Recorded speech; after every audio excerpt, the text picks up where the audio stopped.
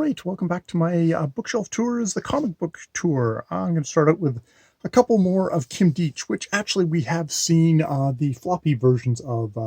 There's Boulevard of Broken Dreams and Alias the Cat.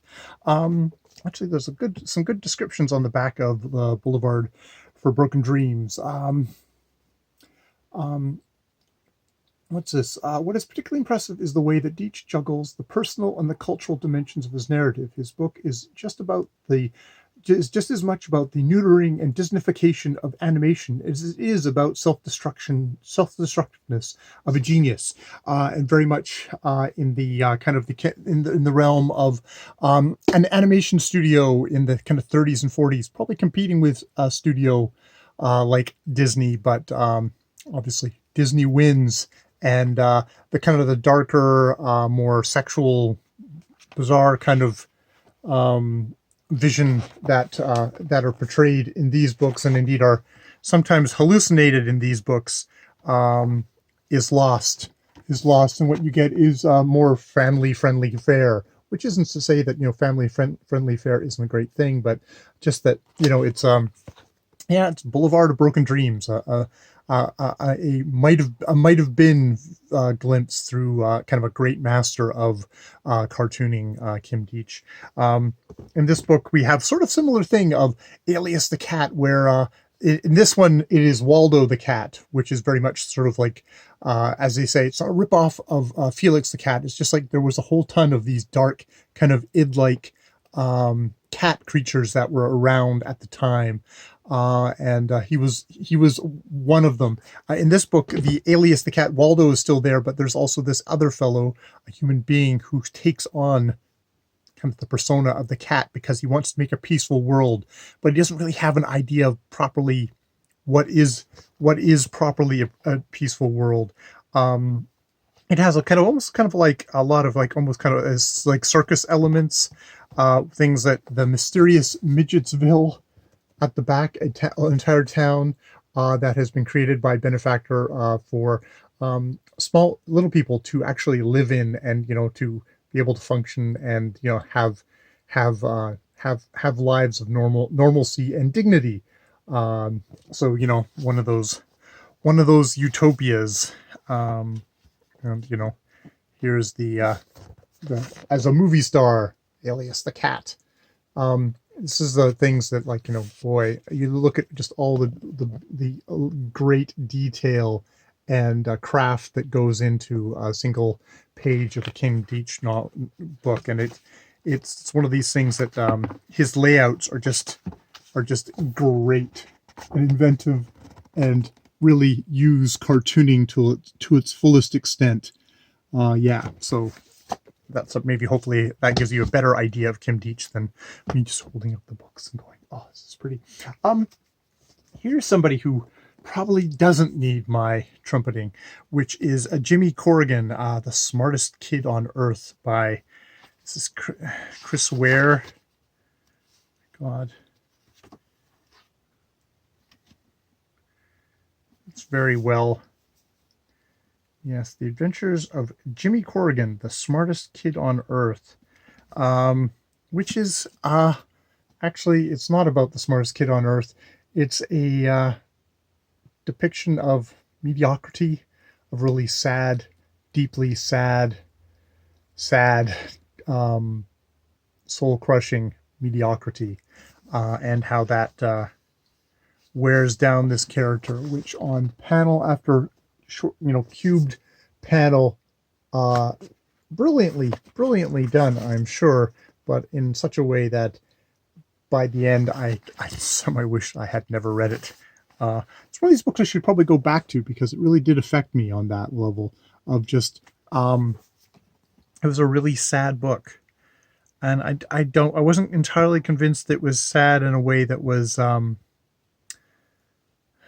don't know if it was kind to the character, or if it was honest about the character.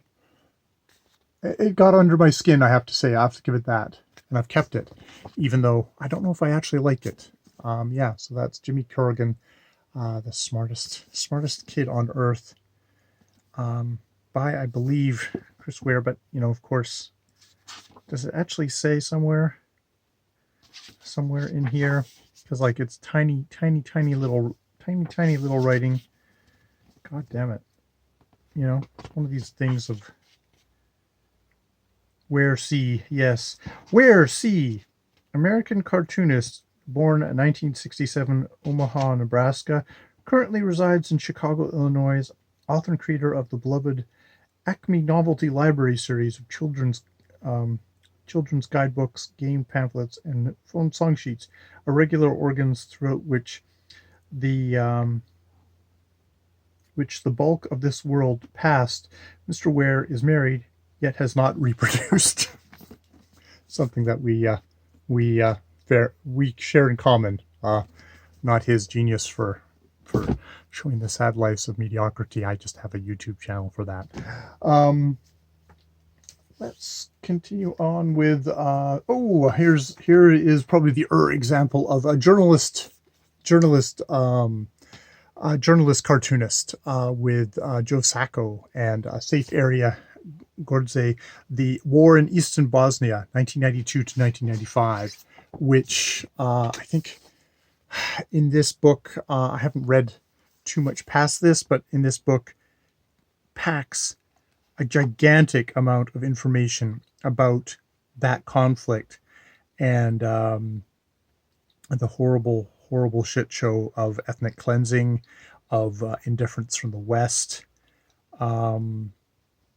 the brutal monsters who were able to take over and cause so much heartache. Joe Sacco, I guess he goes in with his like a little notebook and does drawings and stuff like that, and is able to construct these narratives.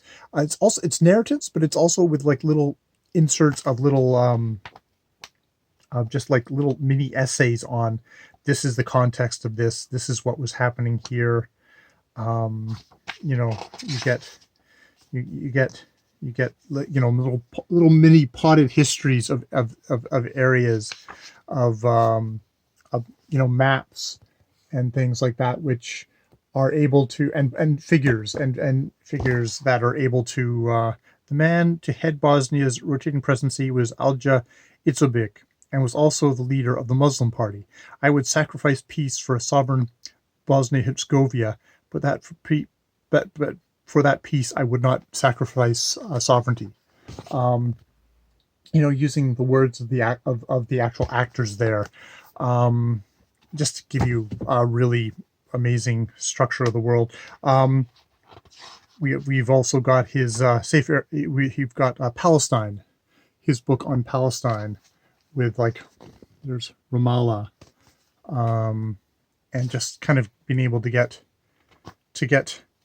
the entire story of hijab, of not the entire story, but to get what I find is a kind of a direct reportage of actually hearing from the people there, kind of a little less adulterated, not like the kind of the constant propaganda you get on both sides of a conflict like this, and being able to, probably maybe trusting someone like Joe Sacco to kind of be able to distinguish between what's propaganda and what's, actually, hey, this is maybe getting a little bit more to, this is somebody's actual viewpoint of what's going on. Really, really amazing, a really amazing author on the nonfiction side. And here's David Collier's Chimo, which is him. His experiences in the Canadian military, in I believe in the Navy. So this one here, Chimo is an autobiographical account of Collier's decision to re-enlist in the Canadian Army and go through basic training at the age of 40. Leaving his family behind, his goal is to get to Afghanistan and follow the footsteps of artists such as Alex Colville, who produced a body of work while serving in the Canadian War Artist Program. It is a poignant account of aging and mortality, but in true Collier fashion digress into scenes of jumping rope, kayaking in Hamilton Harbor, and the story of his childhood hero, skier Jack Rabbit Johansson. And he's got a very, it's a it's kind of a very kind of what probably is kind of a fairly crude style that might be off-putting to a lot of people, but it's one of these things where I think the force of the storytelling, the force of the structure of it, carries it through, and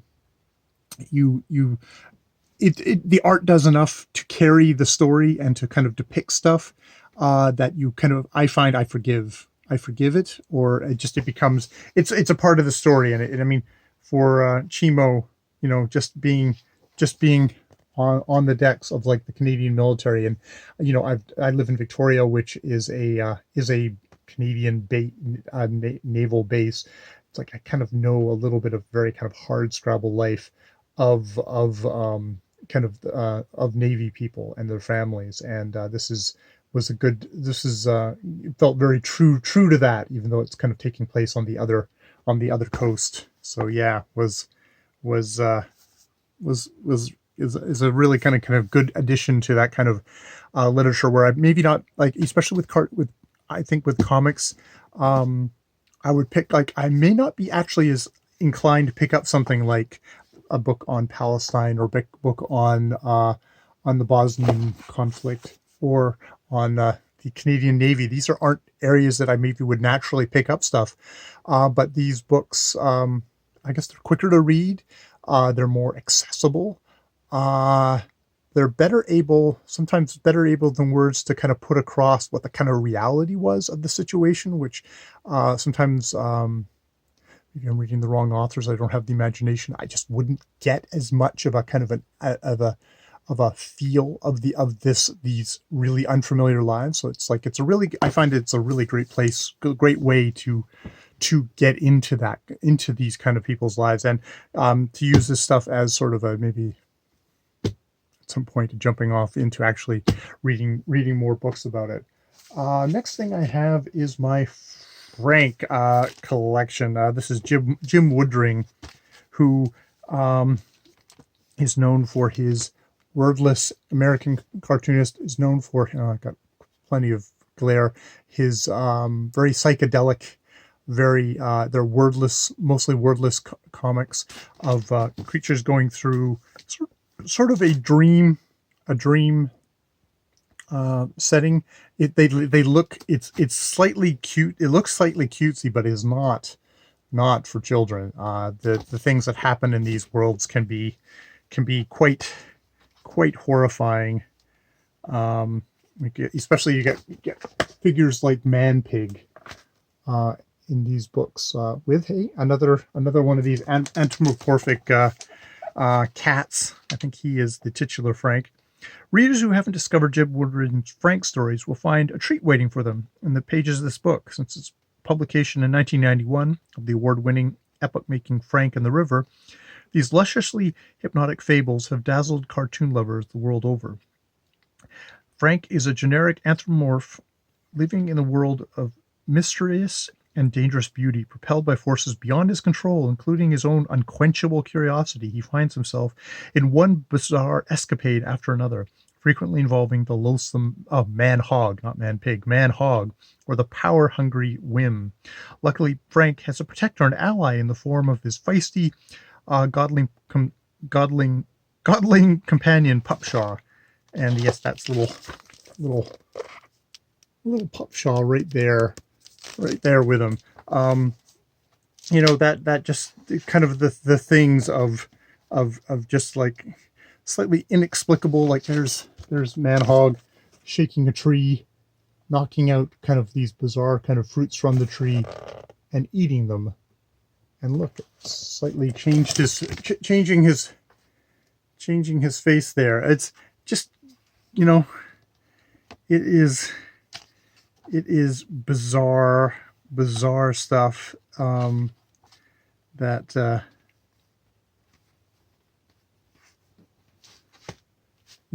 or like, little creatures, kind of frolicking, meeting in the woods, pressing up against each other, and then kind of sliding off to sleep, and merging. It's like, what the hell? But there's something in the power of just pure imagery, but still in that sequential storytelling mode of a cartoon. Of you have one panel and then you put another panel beside it, and you have to use your mind through obviously the cartoonist's art and suggestion to make that into a story, going from one panel to another. And it's like, well, how did that happen? Well, like your brain kind of fills in the details, and it's like, that's the poetry.